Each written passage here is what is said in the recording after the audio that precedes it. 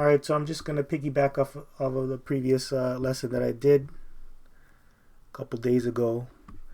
This could lead into a full-blown World War III. And I found this article, came out October 14th, same day that I actually posted this video. But it has actually just come to my attention now, a couple days later. But that's the spirit. So I'm going to talk about this whole World War III again. And I'm going to go into Joel, the 3rd chapter today. Now, let me just start off by saying, Kol Halal Yahweh B'Hashem Yahushai. All praises, glory, and honor due unto Yahweh B'Hashem Yahushai B'Hashem Rakah HaKodash. And the belongs to the apostles and elders of Great Millstone of GMS, that Ruwan, that do teach one, that have taught me this truth. To you I say Shalom, and Shalom to the hopeful elect. So, World War III watch. Iran threatens intervention if Israel invades Gaza. Warns of huge earthquake, attack by Hezbollah. So, like I said in my previous video, man, you know, these world wars, if you look at the patterns on how the previous world wars were, not all nations got involved in the very beginning. And yes, obviously, World War III, they say, like, it's not official, you know, people don't take it seriously, but it is here. But it's not official. It's not labeled as World War III yet. But I'm just saying, going off of what we've been reading in the news and how these high-ranking officials have been coming out, they've been saying that, you know, World War III is already here. We're already fighting it. But it's just not official, like, to the world and to the regular people. They don't see it that way. And people aren't going to see it that way until major people get involved, right? But just going off of what happened with the previous world wars. Matter of fact, you know what? I'm going to pull up this precept first. So, Revelation chapter 11, verse 14. The second woe is past, and behold, the third woe cometh quickly. Yeah. So, we know the second woe, that's World War II, and it did pass. Now, let's go back into World War II. And I was talking about it in my previous video about how in 1939, that's when World War II started. But not all of the powerful nations got involved, especially the nation of America. They didn't get involved in the very beginning. It's not till 2 years later they got involved, back in 1941, and then that's when they started putting boots on the ground, right? So that's the same type of thing you're seeing here. You know, more nations are going to start to get involved, and then things are going to escalate and get more intense. And this is what this is what's on the screen here. That's what's going on. You know, this thing is going to intensify. Right. So it says World War III, Iran threatens intervention if Israel invades Gaza, warns of huge earthquake attack by Hezbollah. Iranian Foreign Minister Hossein Amir Abdullahian, I hope I said that right, Slovakia, publicly warned Israel of an attack by Lebanon-based Hezbollah that would cause a huge earthquake in response to Israel's attacks on Hamas-controlled Gaza after Hamas slaughtered over 1,300 Israelis and kidnapped 150 last Saturday in a surprise attack. Amir Abdullahian also privately warned Israel via the UN that Iran would intervene if Israel invades Gaza, according to Axios. So, hey, if Iran intervenes, and guess what? Russia's going to get involved. And that also goes into the prophecy of Gog and Magog, right? Of Ezekiel 38 and Ezekiel 39. So, hey, the Lord is bringing this thing all together. And that's going to bring you nations into Yahweh Shaphat, Yahweh's judger, Yahweh's judgment, going into Joel the 3rd chapter. And also Revelation the 16th chapter, going into Armageddon, army of troops. And the Lord, he's getting you ready to destroy yourselves. And when you destroy yourselves a bit, the Lord's going to come back and finish you off and destroy you, man. He's going to invade this place and destroy you other nations. And you nations, you're going to come together. You're going to put your differences aside, and you're going to try and fight the Lord. But you're going to actually lose very miserably in that battle. You're going to lose miserably. Okay? Miserably. And that's also going into the war in heaven. Also, 2nd Ezra's, the 13th chapter. talking about our Lord coming back and fighting you nations, right? You're gonna join together. You're gonna join forces. You're gonna put your differences aside, and you're gonna fight the Lord, and you're gonna get destroyed, man. You're gonna get destroyed, and guess what? The elect is going to be beamed up. Okay, and it's done. It's done. So, anyways, it says here, Emir Abdullahi made his threats while on a diplomatic visit in Beirut, Lebanon, on Saturday, where he met with Hamas and Palestinian leaders and separately UN Special Coordinator for the Middle East Peace Process, Tor Wensland. Iran sent a message to Israel on Saturday stressing that it does not want further escalation in the Hamas-Israel war, but that it will have to intervene if the Israeli operation in Gaza continues. Two diplomatic sources with knowledge of the situation told Axios. Wensland urged Emir Abdullahi, I can't pronounce that, man, to help prevent a spillover of the conflict in Gaza and Israel to the wider region in the Middle East. The Iranian foreign minister replied that Iran doesn't want the conflict to turn into a regional war and wants to try and help with the release of civilians who are being held hostage by Hamas in Gaza. But Emir Abdullah stressed that Iran has its red lines. He said that if the Israeli military operation continues, and especially if Israel follows through on its promise of a ground offensive in Gaza, Iran will have to respond according to the sources. So, they're going to have to fight if things don't go their way on how they see it. And that's what the Lord's doing. Let me read this one more time. The second woe is past, and behold, the third woe cometh quickly. And this is where we're at. It's coming quickly. And you're seeing it, man. You're seeing it. And that's why you're seeing all these World War III watches in the news. You're seeing all these other, all this coverage of these major nations that might cause World War III. That's why you're seeing all these news articles come out. That's why you're seeing these foreign ministers come out and talking about this and warning these other nations, right? Especially Israel, right? So, we're here. It's right at our door. We're in it. We're living in it. And this book is alive. This is a living book.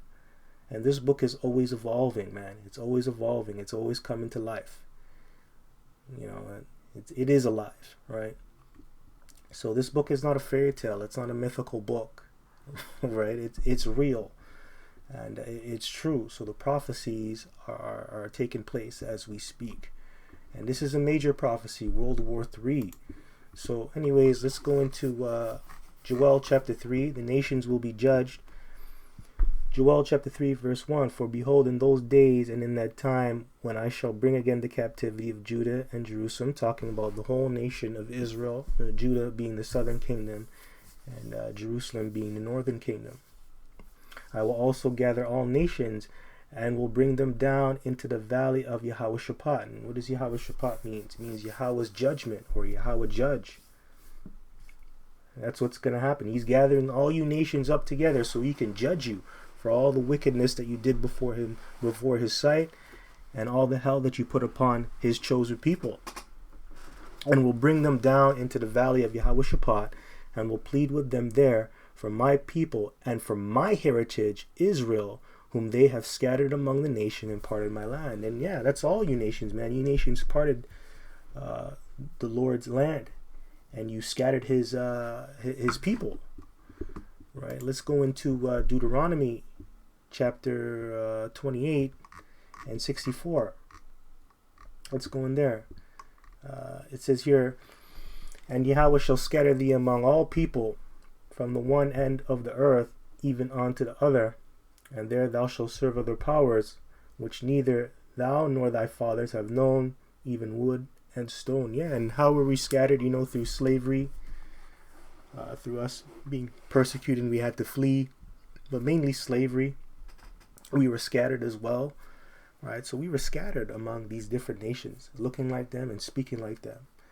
And then we fell away, and we went and we served their gods. And that's just a part of the curses. And this is a curse. This is a curse that you're reading right here, right? Let's get Deuteronomy 28 and 68. Actually, wait a minute. Now, before I do that, let's go back here. Let's read. And parted my land. Yeah, and they parted our land. And that's why you got all them gutter rats. You got them Hamites. You got them Cushites living over there in Israel. You got them Edomites, and you got them damn Ishmaelites, man. And they messed up that land. It's all defiled and polluted. You got gay pride parades over there. Got a lot of madness going on over there in Israel. A lot of idol worship going on. Lord's going to judge you heathens, man, for doing that. Now, let me get Ezekiel chapter 36, verse 5. Now, actually, I'll start at verse 4. Therefore, ye mountains of Israel, hear the word of the Lord power, Yahweh Bashem El Shai. Thus saith the Lord power, to the mountains and to the hills, to the rivers and to the valleys, to the desolate wastes, and to the cities that are forsaken, which become a prey and derision to the residue of the heathen that are round about. That's you tribes, man, right? Yeah, and you have become a prey. You have become a prey. Another scripture that comes to mind, the devil is a roaring lion seeking whom he may devour. You know, that comes in, obviously that starts with the spiritual demon Satan, but that plays out through these heathen nations, man. Right? And you Israelites, you're the prey, man. You're the lamb, you're the little deer that's running. And you're not protected because you haven't been doing the right thing. So guess what? The Lord, he gave you up to the heathens that are around you. Right? And that's why you're in the predicament that you're in. That's why you went to slavery. That's why you're at the bottom of the bottom. That's why you can't get a job. And if you have one, you don't get paid good. Right? You got to fight for rights. You got to do civil rights. You got to do all this bullshit. Right? You're treated bad. Anyways, let's move on. Verse 5. Therefore, thus saith the Lord power, surely in the fire of my jealousy have I spoken against the residue of the heathen and against all Idumea. And you can find the residue of the heathen. You can go into Psalms 83rd chapter. Right? Let's go there. It lists all our enemies. These are all the people that are against us. This is Psalms chapter 83, verse 1. A song or psalm of Asaph. Keep not thou silence, O power. Hold not thy peace, and be not still, O power. For lo, thine enemies make a tumult, and they that hate thee have lifted up the head. They have taken crafty counsel against thy people and consulted against thy hidden ones. Yeah, that's right. They're confederate against the nation of Israel. They come together just to keep the nation of Israel down. Even though they don't like each other, they'll make an alliance to work with each other just to keep you down. And you know why? It's so the Lord doesn't come back and deal with you and put them into slavery. Right? They know your secret.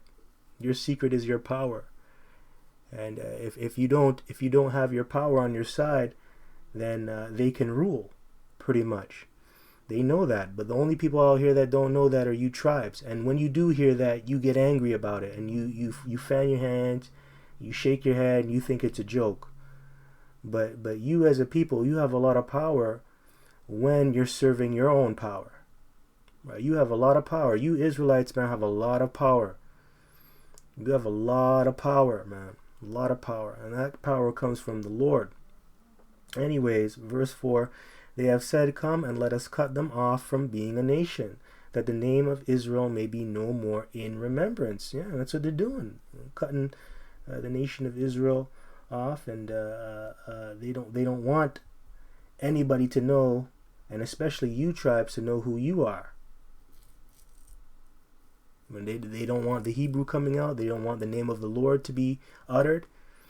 They don't want you knowing your biblical nationality. And it's gotten so bad that you have a group of Edomites, a tribe of Edomites called Amalek, stealing your identity and posing as you and keeping you away from your holy land and who you are. So yeah, it's gotten that bad. So it says here, for they have consulted together with one consent. That's right. They're all in agreement. They are confederate against you, against thee. That's right. And you know what that means? They hate you. They hate you. All these other nations, they hate you. They hate you.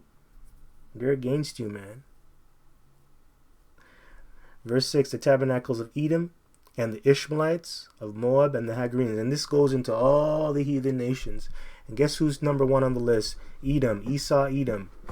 Number one enemy. And he's your brother too. He's your evil twin brother.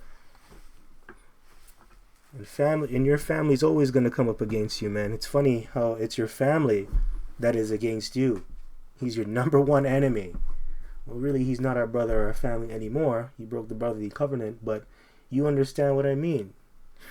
Your family's going to hate you the most. And that's Esau, Edom. He hates you, man. And Ishmael. Oh, yeah, you Arabs. You dirty Arabs, man. You hate Yasha Allah. And Moab, you dirty Chinese. Yeah, I'm going to say it, dirty Chinese. You know why? Because you're a washpot going into your blessing, Moab. You're a washpot. A dirty washpot. And the Hagarenes, yeah, okay, Hamites. So yeah, you understand who it is, and when you read down, it lists all the other nations, man. So anyways, here, let's go back to Ezekiel chapter 36, verse 5. Therefore, thus saith the Lord, power, surely in the fire of my jealousy have I spoken against the residue of the heathen. That's right, the Lord's jealous, and he's angry, and he's against you, heathen, right? He has a controversy with the heathen. Doesn't the scripture say that? Controversy.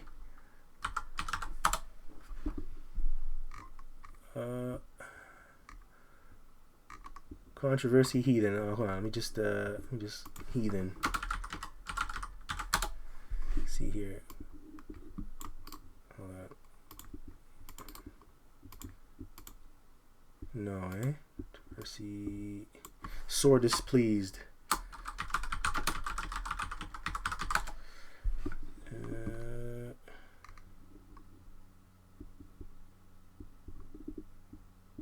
Yeah, that's a good one too. Zechariah 1 and 15.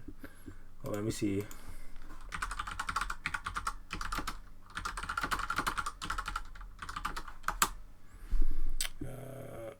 Jeremiah.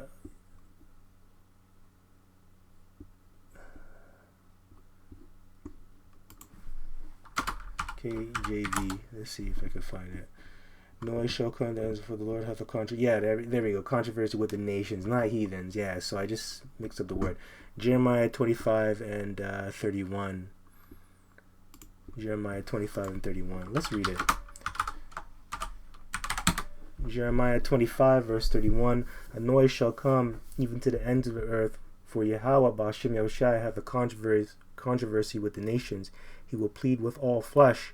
He will give them that are wicked to the sword, saith Yahweh. Yeah, man. So he has a controversy with the nations. He has a problem. He has beef with you. He don't like you. He don't like you. So he's really against you. He's not with you. And against all Idumea, all you Edomites. So the Lord doesn't like Edomites, which have appointed my land into their possession with the joy of all their heart, with despiteful minds. Yeah, hateful minds. And talking shit in their head too. Right? Why do the heathen rage and imagine a vain thing? That goes into them having despiteful minds. Yeah, you know, they stole the land, they take it, and they're proud of it. They divide up the landmarks, they defile the land, they're happy about it. They stole all the things that were in the temple. They stole your nationality, they're happy about that. And they have a despiteful mind about it. Yeah, I did it. Yeah, fuck them. I'm never getting this land back. It's mine forever. And that's how they think, man. When you, pursuing to Psalms 49:11, it says their inward thoughts is that their houses shall continue forever, and that goes along with them having a despiteful mind. To cast it out for a prey. That's right. So yeah, the Lord is against you heathen, and guess what? You heathens, you parted his land. You're going to get judged. You got to pay for that. So it says here, and they have cast lots for my people, and have given a boy for an harlot, and sold a girl for wine that they might drink. Yeah, and that happened throughout all the different captivities that we're in, but primarily this last captivity that we're in, which is in America. That all happened to us, man. You can watch movies like Goodbye Uncle Tom. Hey, by the way, if you watch that for the very first time, I suggest you start you drink a little bit of wine, because you're gonna get upset, especially if you're an Israelite. You're gonna get upset after watching that movie. Yeah, I got really upset when I first watched that movie. When I first came to the truth, and brothers told me about that movie, I got upset, man. I got upset. I wanted to put some hands on people, man. I really did. But then, later on when I developed the truth, I understood that was just prophecy. It is what it is. That's just business. That's just business, man. And guess what? You tribes, you're gonna go through slave. Not you tribes. I'm talking about you heathen tribes. You're gonna go into slavery, right? So it says, and they have cast lots for my people. That's going into the slave trade. Now you can go into Deuteronomy, chapter 28, verse 68, and it says here, and Yahweh shall bring thee into Egypt again. Who's that? Okay, no big deal. And Yahweh Bashem Yoshai shall bring thee into Egypt again with ships. That's right, and we were in Egypt before. We were in Egypt before, during the time of Moses. When we go into the book of Exodus, right? We were captives there, but it says we're gonna go into Egypt again with ships. So we didn't go back into Egypt. It's talking about America. And we came over here, by the way, via slave ships.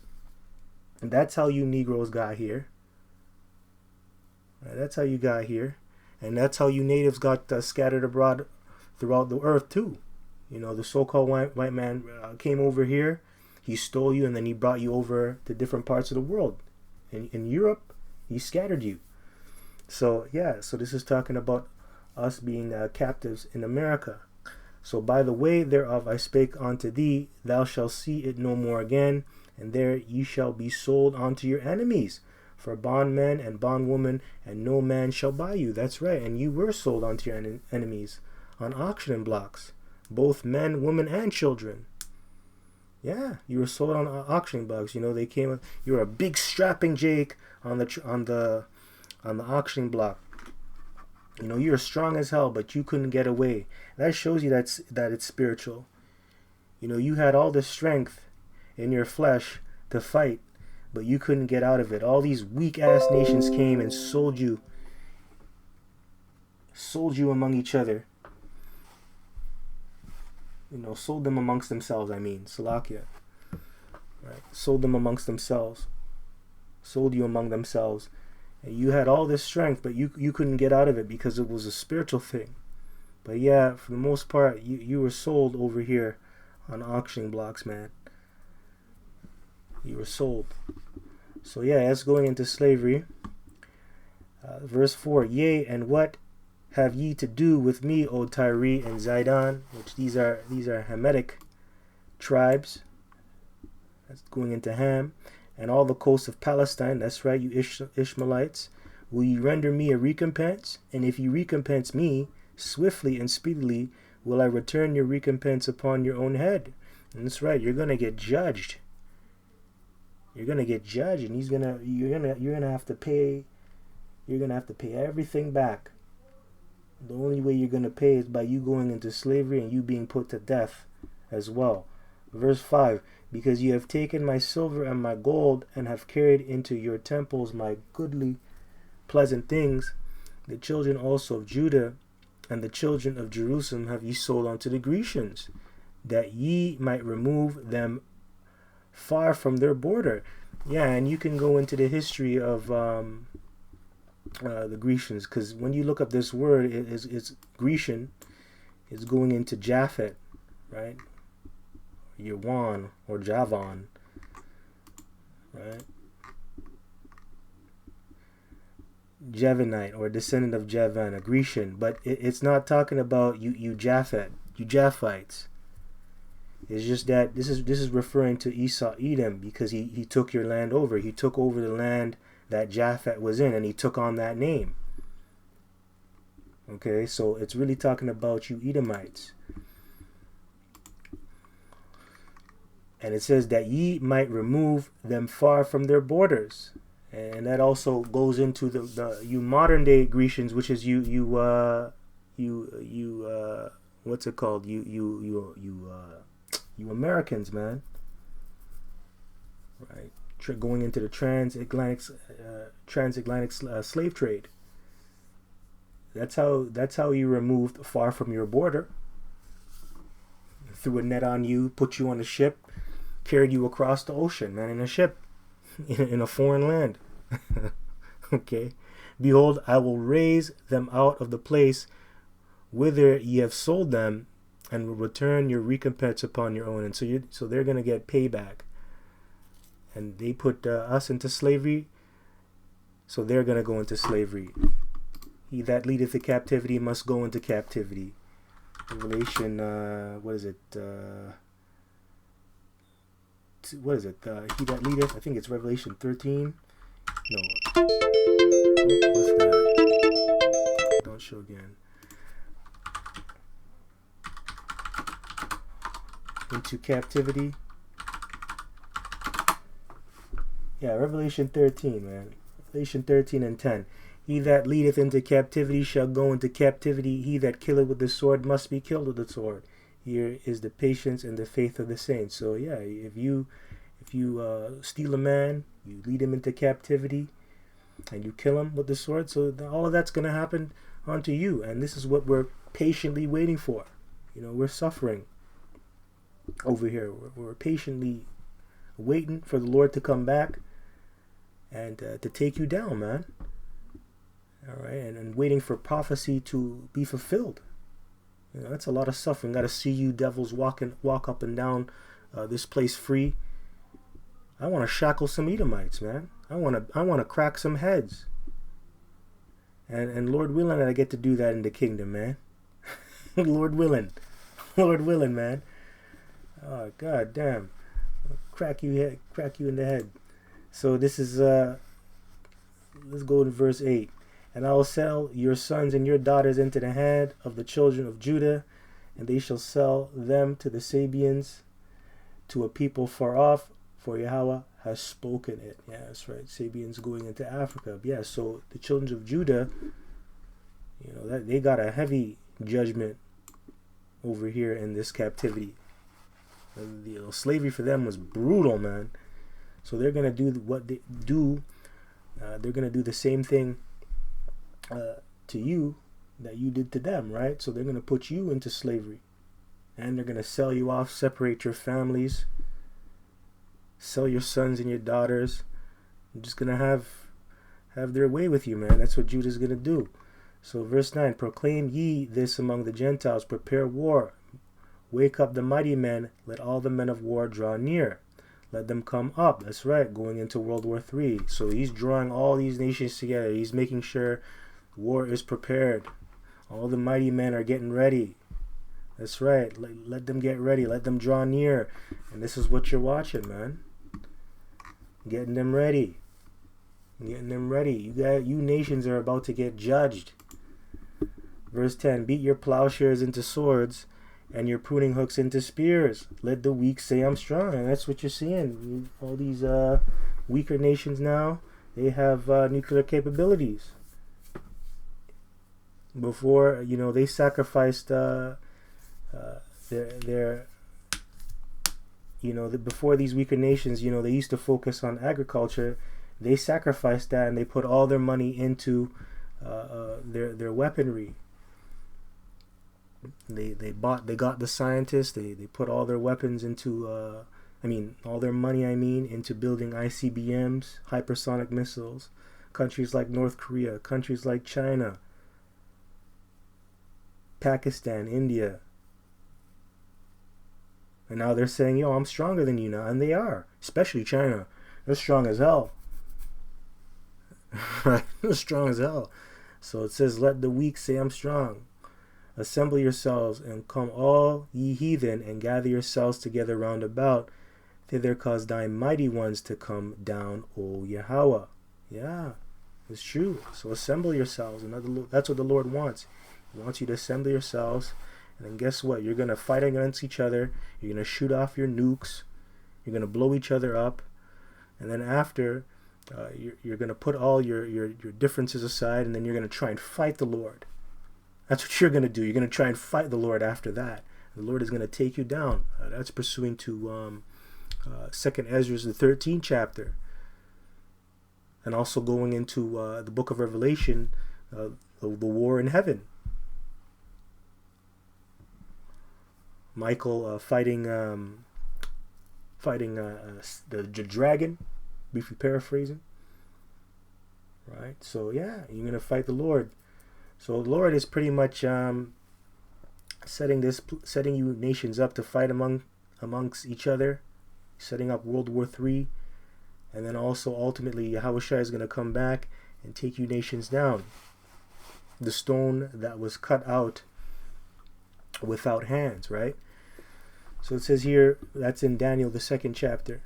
So Joel chapter 3, verse 11, assemble yourselves and come, all you heathen, and gather yourselves together round about, for there cause thy mighty ones to come down, O Yahweh.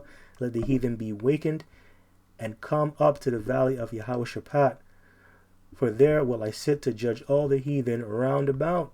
Put ye in the sickle, for the harvest is ripe. Come, get you down, for the press is full, the fats overflow, for the wickedness is great. And that's right. And that goes into Revelation, the 14th chapter, I believe. It talks about a sickle there. That's the Lord coming back, because the Lord, he's gonna harvest his elect, and then he's gonna destroy you nations and you 2/3 that are left behind. So it says here, Revelation 14, I believe. Revelation 14. The reapers, yeah, Revelation chapter 14, verse 14. And I looked, and behold, a white cloud, and upon the cloud one sat like unto the Son of Man, having on his head a golden crown, and in his hand a sharp sickle. Yeah, so you see that? A sharp sickle. So there you go. And that's talking about Yahushai coming back in that ship, that great big white ship. And he had a golden crown on his head because he's a king. He's the King of Kings. And everything was created by him and for him. So yeah, so you see sharp sickle, Joel. You go back into Joel, chapter 3, verse 13. Put ye in the sickle. That's what it's going into. It's synonymous. So yeah.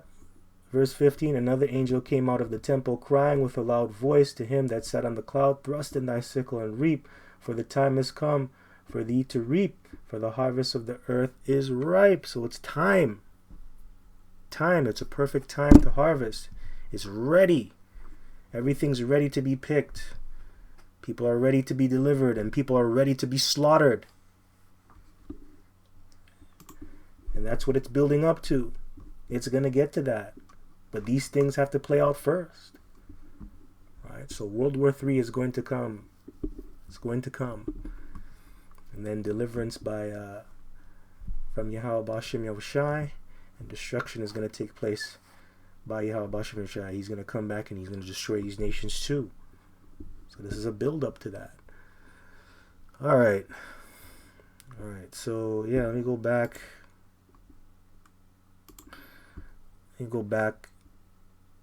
And he that sat on the cloud thrust in his sickle on the earth, and the earth was reaped. He delivered his elect. Another angel came out of the temple which is in heaven. You can go into Revelation chapter 18 and 4. Talks about that. How the elect is delivered. The Lord delivered them, and he took them up into ships. And another angel came out of the temple which is in heaven, he also having a sharp sickle. And another angel came out from the altar which had power over fire, and cried with a loud cry to him that had the sharp sickle, saying, thrust in thy sharp sickle, and gather the clusters of the vine of the earth, for her grapes are fully ripe. And the angel thrust in his sickle into the earth, and gathered the vine of the earth, and cast it into the great winepress of the wrath of God, or the wrath of the Most High. You know, you can read Isaiah, the 63rd chapter. right? That goes right along with Revelation 14 and 19. Matter of fact, let's see here. I won't read it. I'm just going to show you it, right? Yeah, actually, I'll read it. Never mind. Most High's vengeance on the nations. So the Lord is going to come back, and the Scripture says, "I'm going to come back." Isaiah, I believe that's Isaiah 47:3. He's not going to come back and meet you as a man. He's going to come back as an angelic force. So this is Isaiah chapter 63, verse 1. Who is this that cometh from Edom with dyed garments from Bozrah? That's a chief. That's a chief capital city of Esau, Edom, Idumea, right? Chief capital city of Edom. This that is glorious in his apparel, traveling in the greatness of his strength, that I speak in righteousness, mighty to save. And that's what he's coming to do. He's coming to save, and he's coming to destroy. Wherefore art thou red in thine apparel, and thy garments like him that treadeth in the wine fat. That's right. So it's just symbolic of how much killing he's going to do. It doesn't mean he's going to be really dirty and bloody. That just represents of how much people he's going to kill. And when you go into Revelation 14 and 20, it talks about that. There's going to be so much blood in this city, man. A lot of blood. A lot of blood when he comes back. So it says here, I have trodden the winepress alone, and of the people there was none with me, for I will tread them in mine anger and trample them in my fury. That's right. Angry, man. Throw a tantrum. A righteous tantrum. A righteous tantrum. And he's just going to go on a blood rage. A blood rage. Just not stop. And their blood shall be sprinkled upon my garments, and I will stain all my raiment. So yeah, it's just symbolic on how much killing he's gonna do. Doesn't mean he's gonna be dirty. He's gonna be killing you, destroying you, man. So anyways, yeah, that was just proof.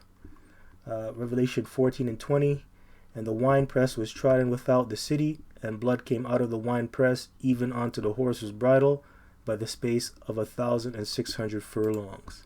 So yeah, that's all that I'm gonna bring out. Yeah, so this is a World War III watch, and like I spoke of in my previous video, going back to October 14th, 2023, this could lead into a full-blown World War III, and now you have other articles coming out and showing that. So a lot of these nations, they're gonna get drawn in.